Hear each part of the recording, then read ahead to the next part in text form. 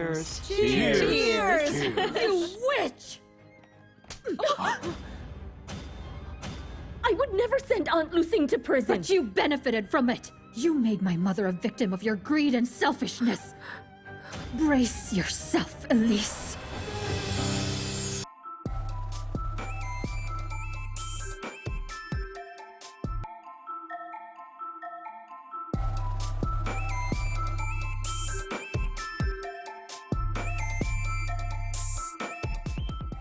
The TVWAN News is proudly brought to you by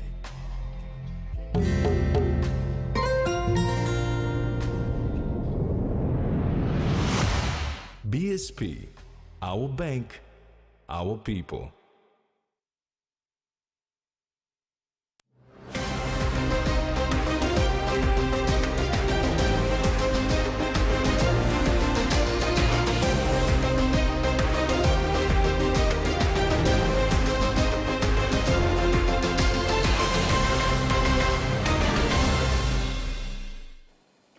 Hello and welcome. This is TV1 News. I'm Carol Kidu Jr.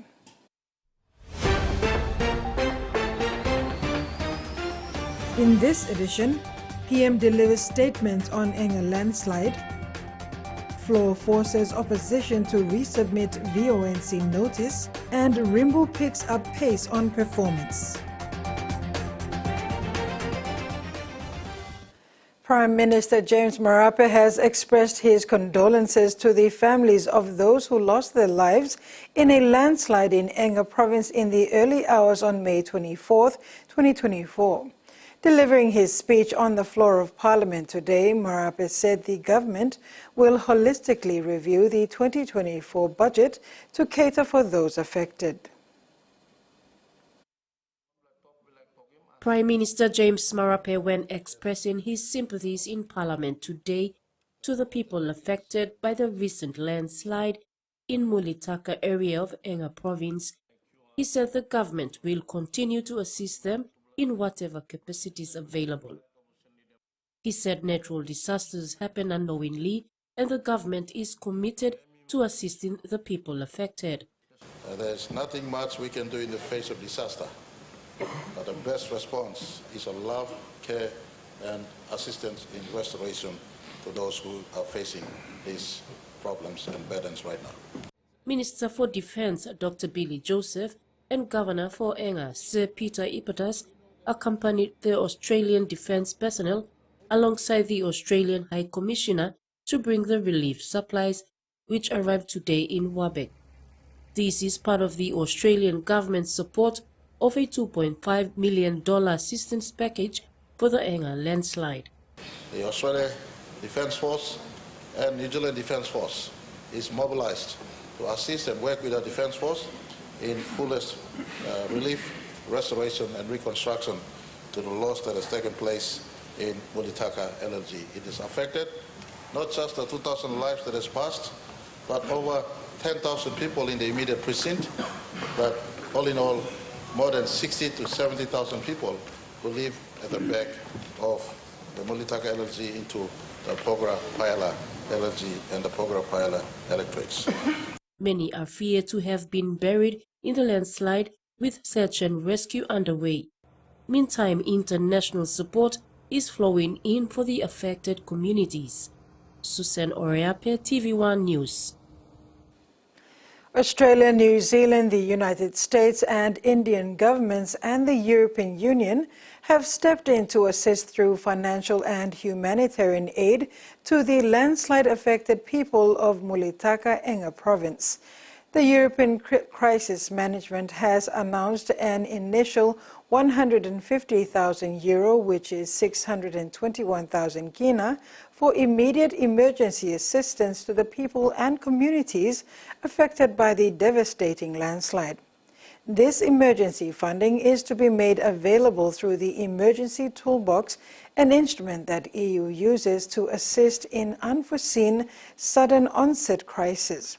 The funding will be channeled through the humanitarian agencies already present on site, which will prioritize the provision of basic and essential items for the people displaced by the landslide.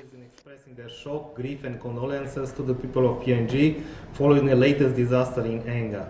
The European Commissioner for Crisis Management, Mr. Renarci, had announced yesterday an initial 150,000 euros, or about 621,000 kina, in emergency assistance, which will be channeled through the humanitarian agencies on the ground already. Other individual EU member states are also preparing to send their support. Furthermore, the EU and its 27 member states could provide additional assistance through the EU Civil Protection Mechanism, which can be activated by the PNG authorities to a simple email request.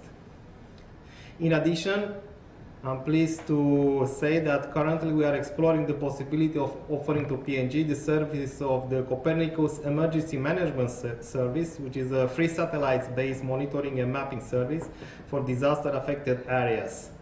Through the Copernicus data, which is high imagery, high resolution imagery, the authorities will be able to better manage the current disaster and to early identify, monitoring and prevent other potential risks for landslides or floods. The state team involved in the Porgera mining project community development agreement negotiations has given an indefinite time off to the parties to the CDA to review and comment on the draft CDA document before negotiations resume. The draft CDA document contains the various landowner and stakeholder benefits that are expected out of the new Porgera mine. The expected benefits from the state and New Porgera Limited include royalties, equity, infrastructure development grants, special support grants, and business spin-off opportunities, among others. The parties to the CDA are the Special Mining Lease landowners, New Porgera Limited, Enga Provincial Government, the state, and the Porgera Rural Local Level Government. The parties agreed to allow non-SML landowners who are the lease for mining purposes, mining easements, Heights Porgera Power Line landowners, and the riverine impact communities to be given copies of the draft to review. Although non-SML landowners are not parties to the CDA, they will still receive benefits derived from the mine. Mineral Resources Authority Managing Director Jerry Gary reiterated Enga Governor Sir Peter Ipata's call and appeal to the SML landowners to consider non-SML landowners in equity sharing. In distributing the draft document to the parties, MD Gary told them that there would be certain things the parties may want as part of their review, which the state team can make decisions on immediately based on policy and law. However, there would be other things that may require the National Executive Council's decision. Gary said the Porgera mine deal is the best deal ever. In the 49 years of the country's mining history, he acknowledged the leadership of Prime Minister James Marape and Governor Sir Peter Ipatas in securing the deal, where the country has 51% equity in the project. Susan Oreape, TVWAN News. Meantime, members of Parliament today acknowledged the need for an enhanced safety and emergency preparedness planning for unforeseen disasters. The recent landslide in Enga province has pushed to the forefront the topic of lack of funding and a lack of timely responses from relevant authorities in times of emergency and disaster. On the floor of Parliament today, several members of Parliament voiced the need for better preparedness, quick response and resource allocation in relation to the disaster that has claimed the lives of many in Enga province and displaced villagers, destroyed homes and disrupted livelihoods. Time this disaster come, na planting or napla disaster been hitting country blaming. In the past, in the recent past, not Tete, shows a great lesson, Mr. Speaker, of our unpreparedness in the country. It takes us more than 24 hours before we respond to disasters, Mr. Speaker.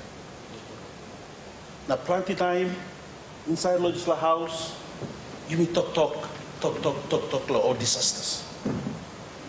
But today is another example of our unpreparedness time, or people blaming affected with such need, such requirements. Lord, you mean attend law? I agree with what the opposition leader said. I agree with what the speaker said. We should do a lot more action, especially in the space of environment damages. Meanwhile, Western Highlands Governor Wairapa says he will be leading his people to the disaster-stricken site to mourn with those affected for their losses and provide support where needed. So, sorry to no leaders lo Enga, passing lo mitla outcry, miblo line lo Hagen na Western province of Jubla Lugumi Tok, passing lo Yumi lo Karib Suwoken na Kaukong na. We go outcry by Yumi make him so Tami come back no province by Yumi go outcry. Furthermore, Northern Governor Gary Jufa raised important concerns relating to development and the impacts they have on the environment.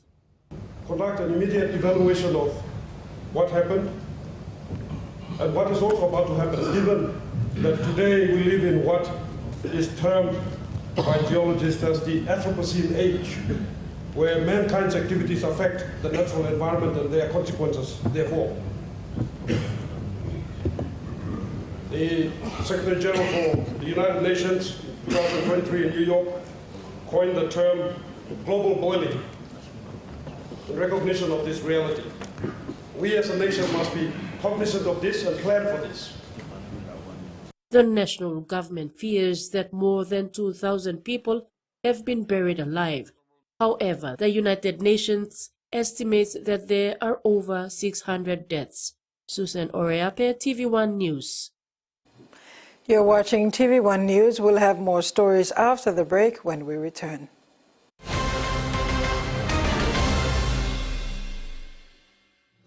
Experience a convenient and smarter way to do your banking with BSP Mobile Banking. You don't have to leave the office or your home to pay for bills. You can view your account balance, transfer funds, top up phone credits, or purchase Easy Pay units wherever you are. Visit your BSP branch today to register now for BSP Mobile Banking. BSP Mobile Banking, the smarter way to bank. BSP, our bank, our people. Hiya, Mama. You wait then, but me add him special flavor. Put in more flavor, put in more taste. Magical karuki up a big smile on face. Time for give chicken a great kumutu. Sip, sip, the moo yes, magic on you. Magic, the taste PNG loves. Open net.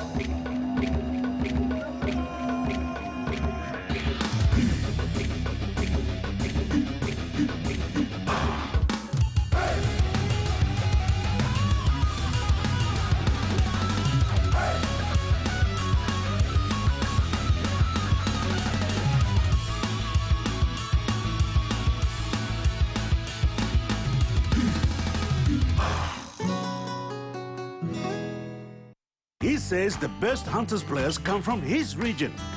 So does she. But there's one thing that brings everyone together. SB Laga, Bungimyumi.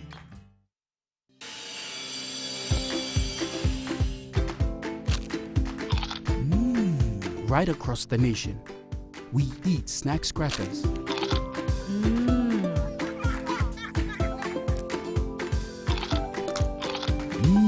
Emi Trupla. All get a young plan alapun, only like him snacks crackers. Only make him here, no PNG, one time lay biscuit company. It's crunchy and tasty. It's irresistible.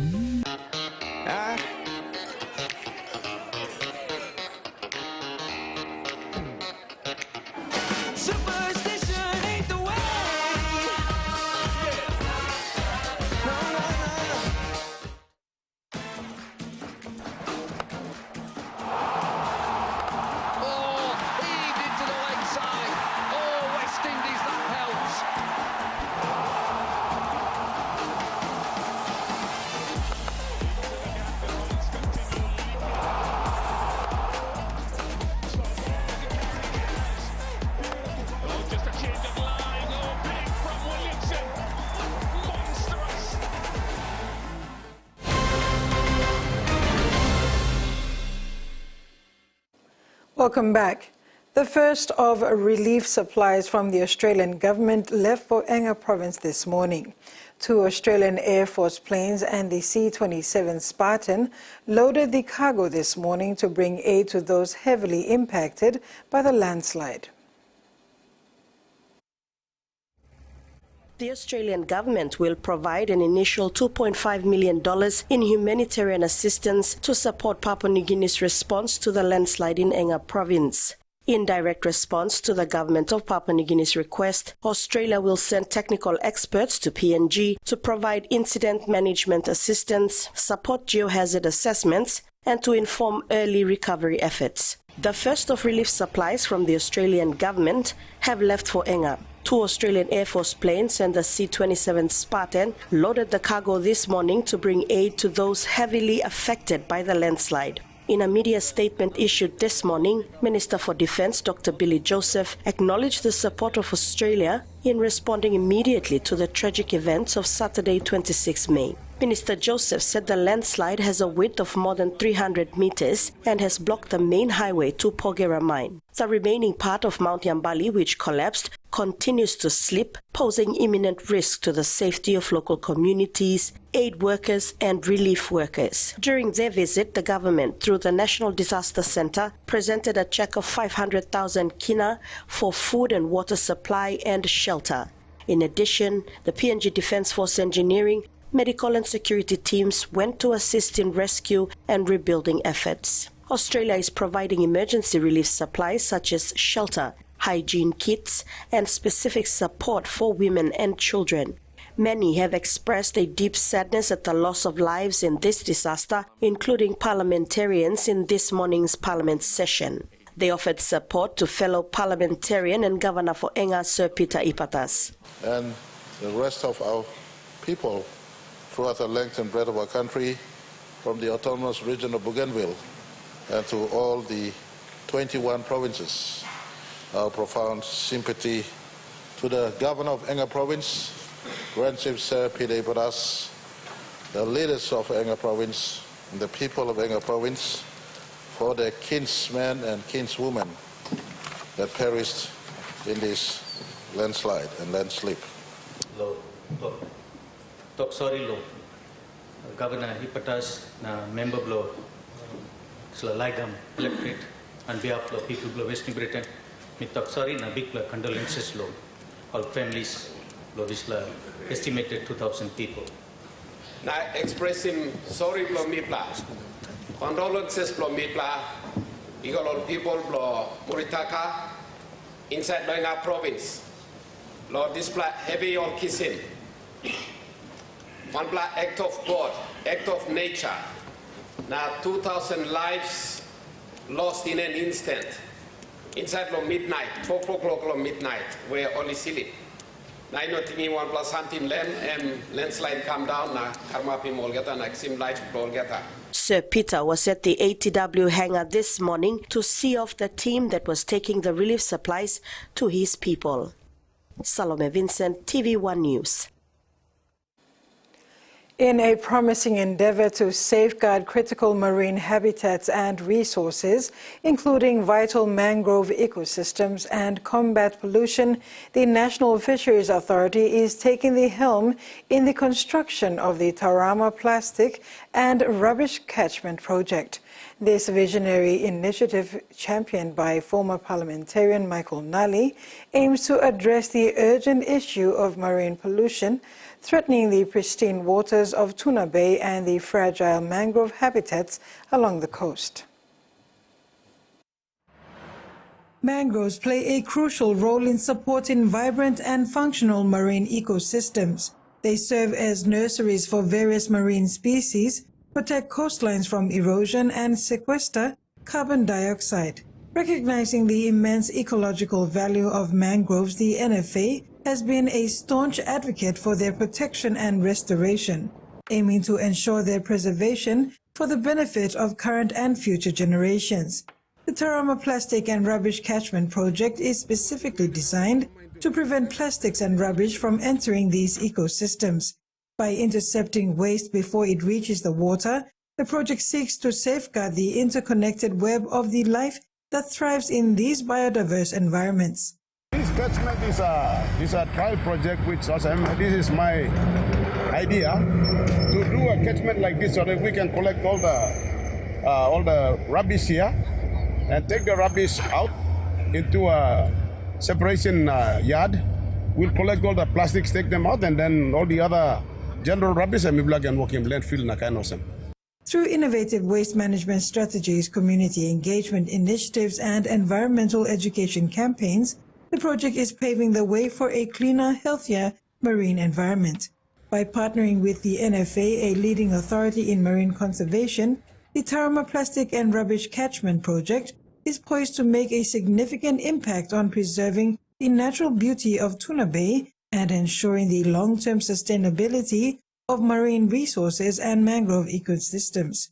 The project highlights the importance of community involvement and education in addressing environmental issues and fostering a culture of conservation. So with the catchment that we built here, I'm pretty sure we can catch very close to 85% of the rubbish. 15% more some lily rubbish were hardlock catchment only non by go. But the bigger damage were by causing non and this 85% of this main rubbish cycle of salt water. So we are doing this and we will finish this project by next week. That's why the signboard is up after we've done the project, and thanks to NFA. NFA has assisted us with a little bit of money, so that's what we are doing. The next thing that we will be encountering over here is, okay, we are building the catchment over here. The responsibility to collect all this rubbish on a regular basis is something that NCDC, NFA, Environment and Conservation, and SIPA need to consider. PNG FM Limited is thrilled to announce the Yumi FM PNG Music Awards 2023. Sponsored by Komol Consolidated Holdings Limited, this prestigious event will take place this Saturday, 1st June at the Lamana Gold Club Arena. PNG FM Limited has announced the return of the Yumi FM PNG Music Awards, set to take place on Saturday, June 1st, 2024, at the Lamana Gold Club Arena. Following a slight change in its calendar, the event, originally scheduled for April 20th, has been moved to this new date. The awards ceremony, now in its 19th year, is the only event dedicated to recognizing the outstanding achievements of local artists in Papua New Guinea. With the support of its sister stations, Now FM, Legend FM, PNG House Bong, and Magic Factory, and management by the Total Event Company, the Yumi FM PNG Music Awards continues to be a pivotal celebration of PNG's vibrant music scene. PNG Limited General Manager Rosemary Votong made the announcement this morning during a press conference. The Yumi FM PNG Music Awards is on this Saturday, recognizing the efforts of local artists in 2023. Preparations have been going very well. Rehearsal started 2 weeks ago. We've had Psyche, Springer Mac, Mike Soto, Four Bloods, all very hard at work. Saturday will be the party that we are going to break it down. So please come along and support our local artists. There are 10 award categories. The 2023 performing artists and nominees are Springer Mac and Psyche, who were present during the press conference. This year marks the inaugural partnership between KCHL and PNG FM Limited for the Yumi FM PNG Music Awards, aimed at fostering local artists. KCHL Managing Director Professor David Kavanamore highlighted the importance of recognizing local talent, promoting positive youth stories, and fostering unity through music. KCHL supports the event with a 100,000 kina sponsorship, emphasizing its role in providing essential services and encouraging youth to take responsibility for maintaining these resources. The Yumi FM PNG Music Awards 2023 is supported by sponsors including Trophy House, Budget Rent-A-Car, Hannah's Beauty Box, and Lamana Hotel. This is where most of the artists come and perform, so it's kind of like a culmination of all the platforms together, music happening on radio, music happening live on the stage. So this show on Saturday is something that we look forward to every single year, representing Papua New Guinean music out there. And now the finance news. The kina closed unchanged at $0.2609 in the interbank market.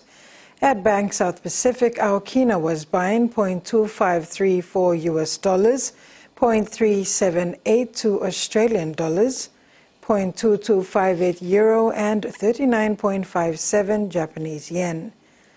Looking at commodity prices at New York close, all closed higher except copper, which closed the day unchanged. And on the stock market, the Dow Jones closed lower, the ASX closed lower, and all ordinaries closed lower as well. TV1 News continues after the break. Stay with us.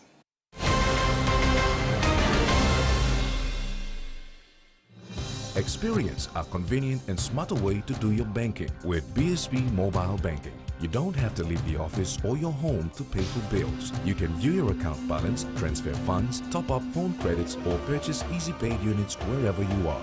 Visit your BSP branch today to register now for BSP Mobile Banking. BSP Mobile Banking, the smarter way to bank. BSP, our bank, our people. A true champion is measured by their courage, their determination, and their passion to never give up and to always keep trying.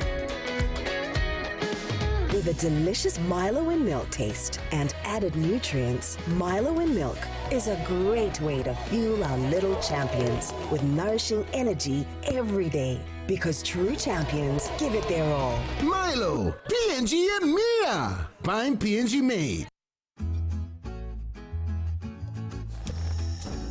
Papua New Guinea.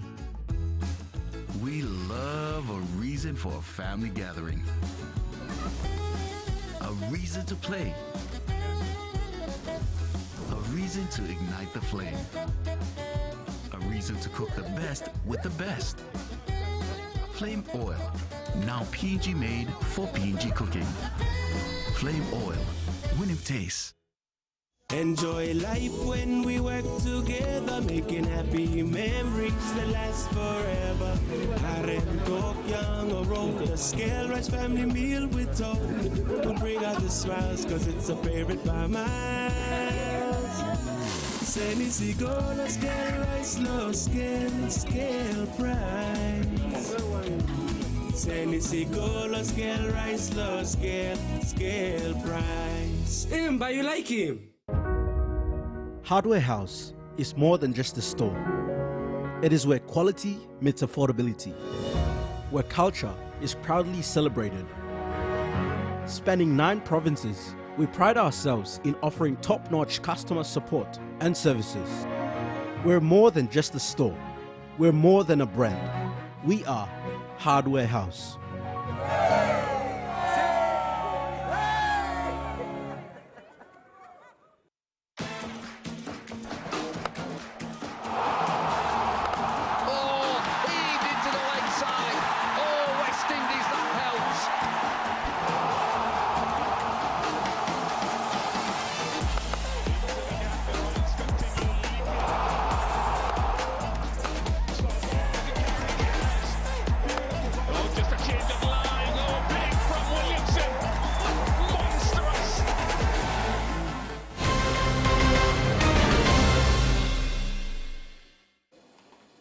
Welcome back. Today is the National Referendum Polling Day, which has been declared a public holiday in Vanuatu. All eligible voters were expected to cast their votes today. Citizens abroad, particularly in New Zealand, Australia, Fiji and New Caledonia, also voted today. However, a recent amendment to the Referendum Act allows the Electoral Commission to extend the voting period for them if any situation arises. Vanuatu Electoral Commission says official results are expected to be declared on 10th June 2024. Meanwhile, a Pacific Islands Forum observer mission is in Vanuatu to observe its historic inaugural national referendum. A powerful new integrity commission will be able to recommend misbehaving MPs be expelled or suspended from state parliament. Premier Jacinta Allen has admitted that the new Parliamentary Integrity Commission is overdue after it was recommended by the state's corruption watchdogs 2 years ago. The new body will investigate bullying and harassment allegations against MPs following a string of high-profile cases. Sniffing out bad behaviour, Parliament is finally cracking down on MPs' misconduct. It's overdue. Elected politicians fall outside workplace laws, so this new regime will mean MPs will be punished for bullying, sexual harassment and ripping off their entitlements. What this is about is bringing the Parliament into the modern expectations of what a safe and respectful workplace should look like. This government has been frequently rocked by MPs behaving badly. Darren Cheeseman was dumped from caucus following allegations of harassment of staff. Will Fowles was ejected from Labor over allegations of a serious sexual assault, which he denies. Adam Somyurek quit after he was caught running a branch stacking operation. And the former Speaker and his deputy were demoted for ripping off allowances. I would like to see this actually go through the Parliament very smoothly. I don't think the public want to see MPs constantly fascinated by themselves. And we're very conscious of the origins of these changes, but we do want to work through the detail when we see the final version tomorrow. 3 independent commissioners will hear and investigate complaints and will be able to force an MP to apologise or undergo training. For more serious misconduct, it can recommend that MPs be suspended, fined or even kicked out. That can only be discharged on the floor of the Parliament. It's really a very small part of the integrity jigsaw. This is really more about MP behaviour than about political integrity. And there's a lot more that we need to do in Victoria. While Parliament is trying to change MPs' behaviour, the Premier is tackling an even bigger issue, appointing the first Parliamentary Secretary for Men's Behavioural Change, due to the scourge of gendered violence and the growth of online toxic masculinity. It can't be left to women to manage women's safety. It's boys and men and those attitudes and those norms and stereotypes that we need to break away from. A job that will need plenty of resources. Pro-Palestinian protesters at the Australian National University have avoided arrests, moving their encampment to a new location on campus and continuing their protest. Hundreds gathered at the site of the first encampment before taking their protest to the doorstep of the Vice-Chancellor. A protest relocated, their cause unmoved. Hundreds marched to the Chancery building to voice their demands. We're ready for you to disclose and divest. Today's rally began at the site of the first encampment. ACT Greens MLA Emma Davidson gave her approval. I happen to be the Minister for Corrections and I'm here to tell you that you have the right to peaceful protest. Yesterday's police presence was to enforce a notice to vacate from the university, citing emergency evacuation safety. The student union says it was heavy-handed. What about being a fire hazard constitutes so great a risk that you need police on campus to intimidate students, to scare students and to threaten them with arrest? Send a bunch of police down to a peaceful student protest. More than anything, I was horrified and disgusted. By Monday afternoon, the order to vacate looked likely to be ignored, with students staying put on the Canberra lawn. By this morning, all that remained was damaged grass. The students, in the dead of night and freezing cold, moved their camp about 100 metres that way, further into the campus. After a vote, the camp was moved here, to the lawn opposite the School of Politics and International Relations. Relations on campus remain unresolved. Protesters say the ANU won't negotiate. The university says an invitation to protesters to discuss their demands hasn't been taken up. We are committed to having our university disclose and divest, and we see this as part of a good faith engagement with the university. Although the encampment has moved on, ANU says it's not an approved location. The university says any risks to the community or campus will be removed. Every day on the beat, our emergency services respond to situations they can't predict. But how do they anticipate, prepare and train for situations out of their control? Members of the Northern Territory Police and Emergency Services undertook a one-of-a-kind simulation taken straight from a Hollywood set. Sifting through the grisly scene of an explosion, investigators scour the aftermath of a botched attempt at making a bomb. So first of all, the scenario started with a 000 call. There was an explosion. General Duties Police attended and they entered. They saw what looked like a post-blast explosion. But this isn't a real crime scene, and this isn't a real victim. The forensics branch of the Northern Territory Police undertaking a simulation of how it would respond to an explosion. It's the bomb scene examiners, it's our fingerprint experts, it's our biologists, it's our digital forensics, it's our partners at health. So we've all come together, it's our interoperability. A full-scale production ensuring complete immersion with hazmat suits, a decontamination zone, a makeshift morgue and specialists using dental records to identify the mannequin victim. Our partners in the fireys, they've come as well, they're our hazmat response. So they've come here and they've made sure and they've put their detectors out. From there they've determined that the scene is safe for us to work in. There's not going to be another post-blast. Police do simulations like this approximately once a year so that when the real thing happens, the various specialist units here at the Peter McCauley Centre know exactly what to do. We look at where our capability gaps are, we look at where we need to build up skill set in our people, where we're lacking in, and that's where we try and exercise and work towards. A day of training ensuring our first responders are truly prepared for anything. Queensland researchers are taking a new approach to treating Parkinson's disease by targeting the gut as well as the brain. It's hoped that this will slow or even stop the progression of the illness. Researchers are hoping to revolutionise the way we treat Parkinson's disease. We're targeting for the first time the gut rather than the brain. New technology has led scientists to find that the gut plays a role in advancing the disease. The gut is increasingly being recognised as an important player in brain health in generally, so there's very strong links between gut and depression, for example. And depression is one of the earliest symptoms you see in Parkinson's. Now funding from the US will give the Queensland team the chance to develop targeted treatments in an effort to slow or even stop the progression of the debilitating illness. It's the little things at the moment.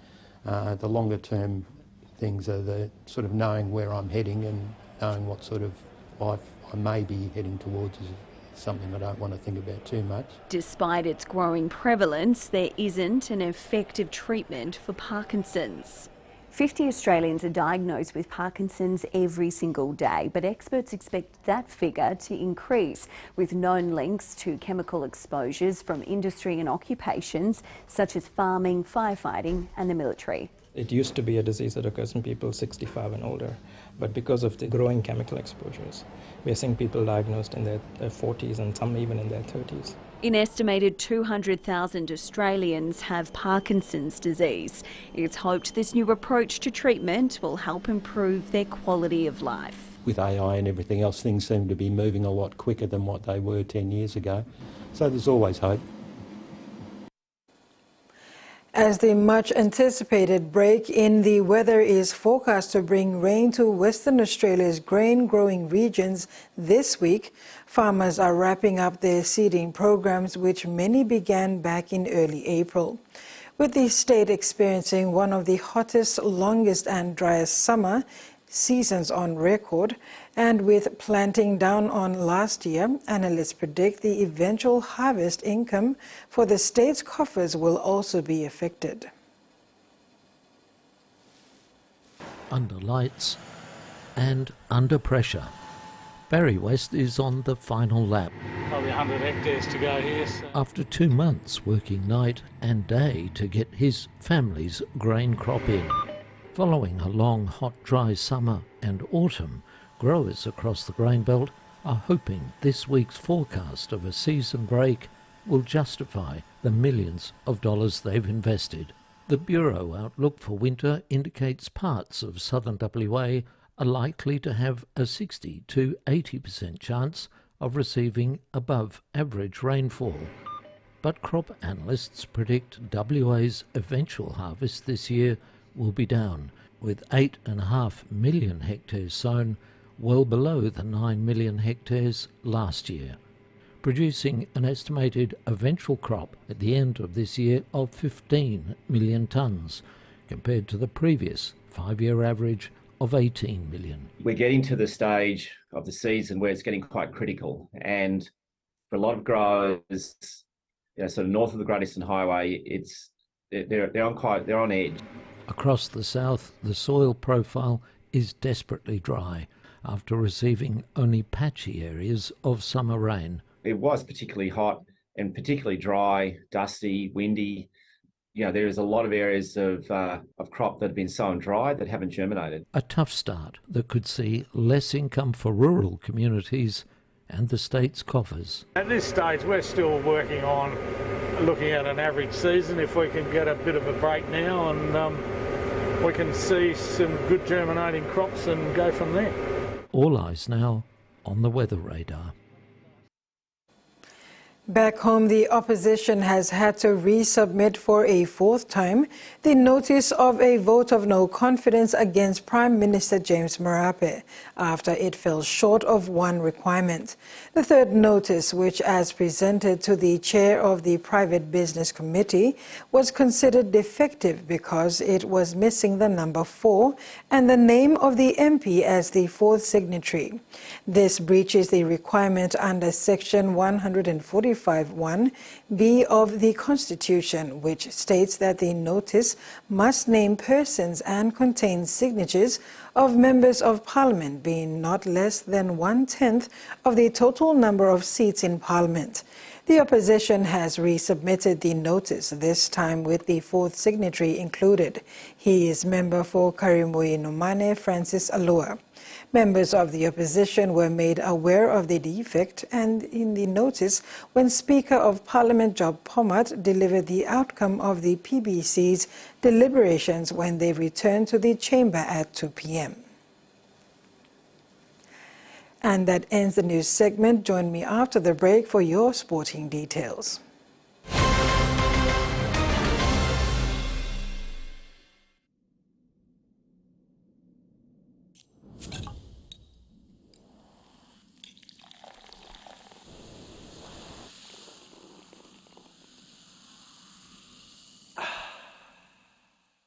Kids find any opportunity to smile, and when they smile, so do we. At Colgate, we want every child in PNG smiling. To all mums out there, encourage good brushing habits early on. It only takes you 2 minutes to teach your child how to brush twice a day for strong, healthy teeth. Come on, mums, it's you first. Start a healthy habit with Colgate today. Brush, brush, brush, 2 times a day. Brush with Colgate. Hi, I'm Chef Jules Hennau, and this is where my true inspiration for cooking started. Like most of us, I learned to cook from my mum. Nothing beats simple recipes where fresh local produce is at the heart, especially when it's a home-cooked meal, prepared and shared with the ones you love. And in PNG, no meal is complete without rice. And my choice is always True Guy. True Guy, true inspiration through generations.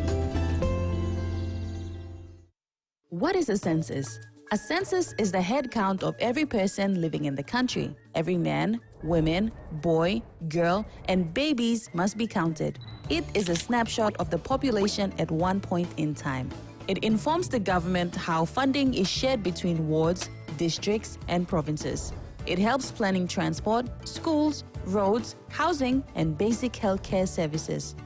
Census officials from the National Statistical Office will be visiting your homes from the 17th of June to the 30th of June. It is important that you participate and give the basic information to the census workers when they visit your homes to collect data. With the help of census data collected, the government can plan for every man, woman, and child in Papua New Guinea for evidence-based decision-making so no one is left behind.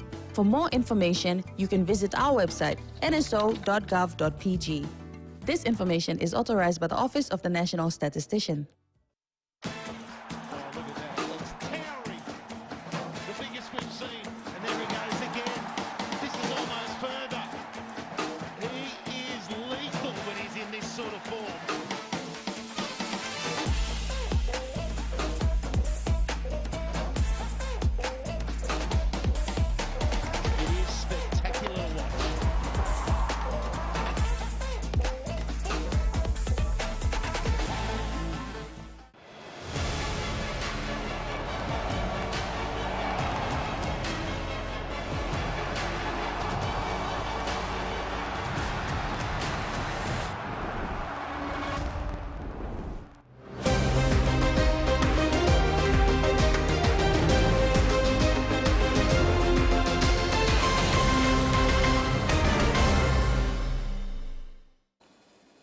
Thanks for staying with us. After 4 consecutive wins on the trot, early leaders in the Port Moresby Rugby League competition, Connie Storms, have been sent back to the drawing board after going down to a resurgent Hanwabara Hawks outfit 18 points to 10 on Sunday in Week 5 of competition.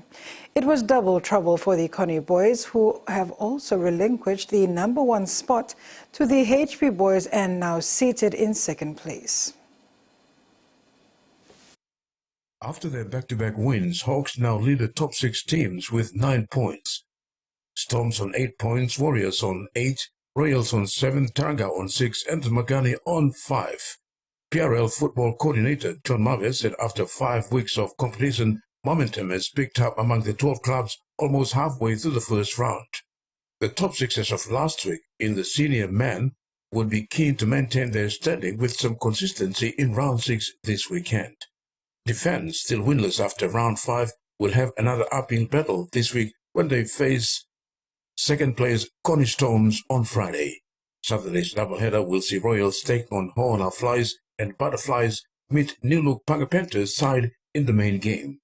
Mavi highlighted that Sunday's triple-header promises to be exciting with great matchups.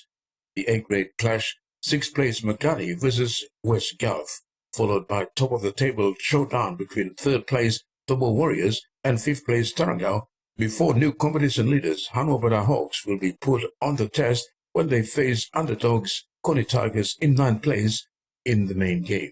The point ladder, if I can say that, we still have Hawks and Connie Storms, the 2 teams from the southern end, still leading, where as far as Hawks has just made an upset to their own brother.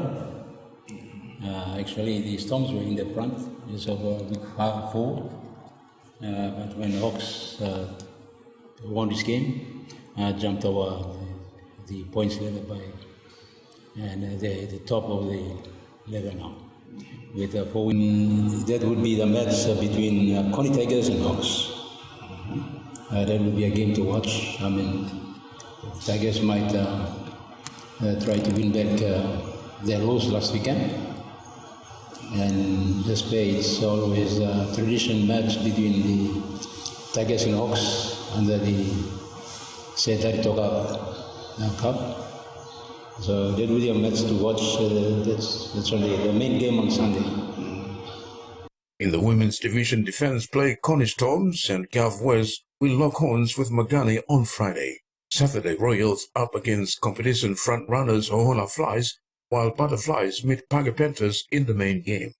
Sunday's fixtures, Warriors versus Tarangao, followed by Connie Tigers face-off with Hawks. We still have Hoona Flies leading. Hoona Flies leading up there. They seem that they don't have most of the big-name players. I mean, there's not only the street girls, but so far so good. They played well, and Tarangao is also picking up. But Dobos, at least from the win last time, they jump up to the second place. And then we have the Defence there, Defence and Paga. So Defence is more of we got all the good hands. I mean, all hands are getting together, putting a good fight up against the young upcoming girls. So it will be a good challenge between Defence and Connie Storms. Terry Longwood, TVWAN Sports. The PNG men's cricket team Barramundis fought to the end in a tight match, losing to Oman on Tuesday afternoon in the first official warm-up match of the ICC Men's T20 Cricket World Cup. PNG was beaten by 3 wickets, and they have taken this close loss as a challenge to stand tall and face Namibia for a second friendly on Thursday. The warm-up matches are vital for PNG's campaign in the World Cup. PNG Barramundis and Uganda are placed in Group C together. Barras come into the tournament with 14 wins in their last 18 games. Captain Asad Vala is set to appear for a second time at the ICC Men's T20 World Cup. Barras maintained an unbeaten record in the qualifiers, winning 6 consecutive matches. With plenty of all-rounders in the squad, PNG has a versatile unit that can test the bigger teams in the group. PNG starts its campaign with a challenging opening match against the host nation, West Indies, on June 2nd.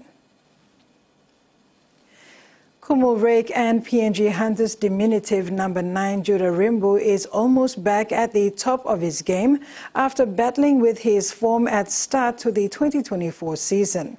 The 23-year-old Southern Highlander burst onto the QRL scene in 2021 at 19 years of age and has never looked back since then. Rimbu, relishing his 4th season with the Hunters, is unique in his own way and gifted with extraordinary rugby league skill and knowledge about the game, having trained and played under NRL and Dolphins coaching guru Wayne Bennett at the Dolphins during pre-season. Back with the Hunters, Rimbu continues to push himself on and off the field to be better at his game and be a role model for the next generation of Hunters. Personally, I've been struggling for the first round 1-2 and so, but probably because of our training for the pre-season back with the Dolphins and all that. But yeah, it's good to pick up my pace back, and it's helpful for me to lead the boys, and yeah, I'm picking well, so I look forward for a season ahead. As the season wears on, Rimbu has made the number 9 his own on merit through consistency, commitment and hard work. While he's pleased with his current form, Rimbu said he's always ready to take the next step forward and hopefully help the Hunters win a few more games heading to the finals. I think most of the boys are new and like they want to end the sport. Like most of the boys still out and they want to end the sport, so they just keep playing well in the week in, week out. But yeah, the boys are good, and yeah, we building something here. So hopefully we go through all the season, throughout all the season. Like keep working hard, and plenty of the new boys pulling up well. So. It's uncertain at the moment. We just need to keep building week in, week out, keep building and win some games. Some we lose, some games we win, but we just have to keep building and keep believing in us, trust in us, and the coaching staff trust in the boys. So hopefully we're gonna make it through. It's been, I don't know how many years since 2017, so we have the faith. So I think we're gonna go the way.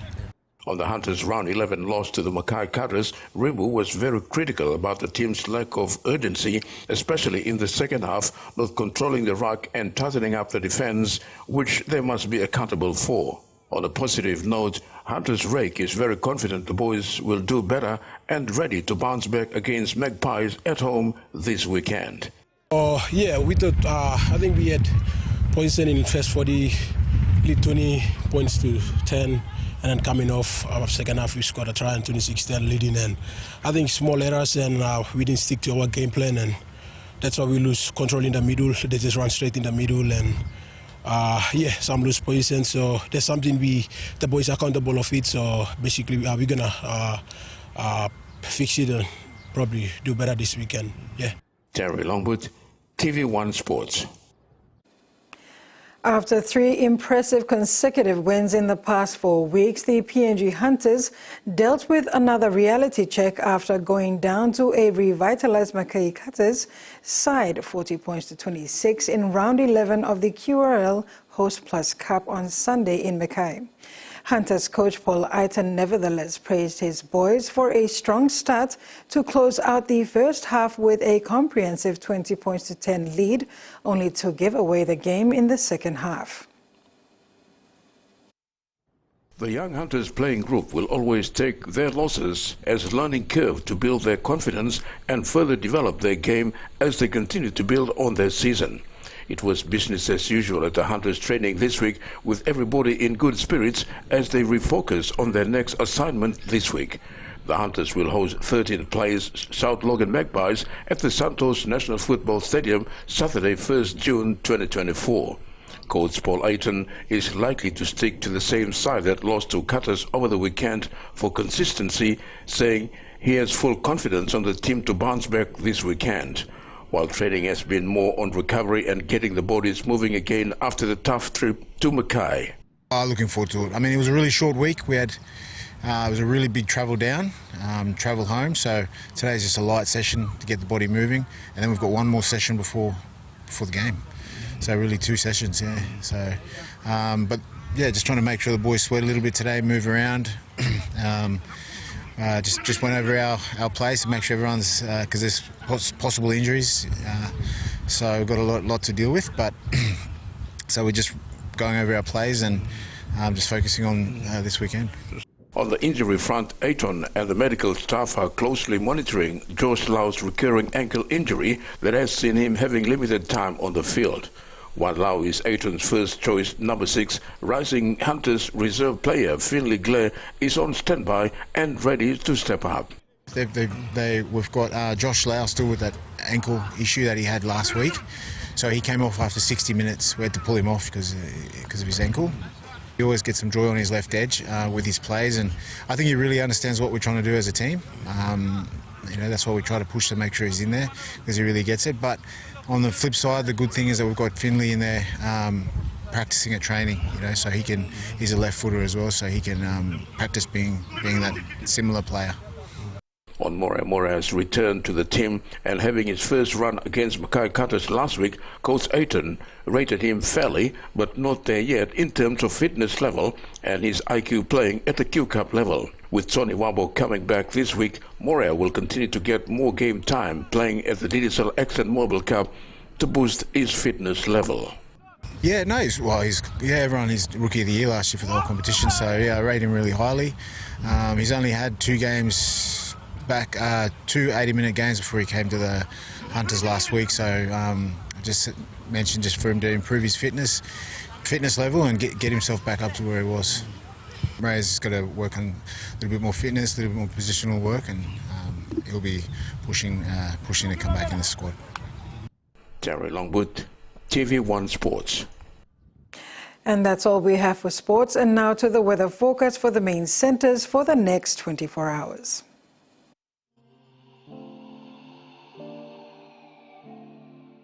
Southern region, isolated showers and thunderstorms with windy conditions. Port Moresby, mostly fine, partly cloudy. Omase, scattered showers and isolated thunderstorms with areas of rain over Morobe Province. Lae, partly cloudy with some rain showers. New Guinea Islands, scattered showers and isolated thunderstorms. Areas of rain and possible flooding along south coast of New Britain. Highlands, isolated showers and thunderstorms. Mendi, Tari and Wabeg, partly cloudy with few showers and possible thunderstorms. Ocean forecast. Coral Sea sees moderate becoming rough towards the afternoon, with southeast winds of 15 to 20 knots, increasing to 20 to 30 knots. Bismarck Sea sees slight to moderate with east to southeast winds of 10 to 20 knots. Coastal waters forecast. Waters of southern PNG and Indonesian border to Daru to Kiwai Islands, to Kerama to Yule Island to Hood Point to Samarai Islands. Seas 2 to 2.5 meters, rising to 3 to 4 meters along gale warning areas. Waters of Samarai Island to Cape Vogel and Old Millen Bay Islands. Seas 1.5 to 2 meters, rising to 3 meters at times. Waters of Finchafen through Vitia Strait to Siasi and Long Islands to Karkar Island. Seas 2 to 2.5 meters, rising to 3 to 4 meters along gale warning areas. And that wraps up the news tonight. Thanks for your company. Have a pleasant evening. Bye for now.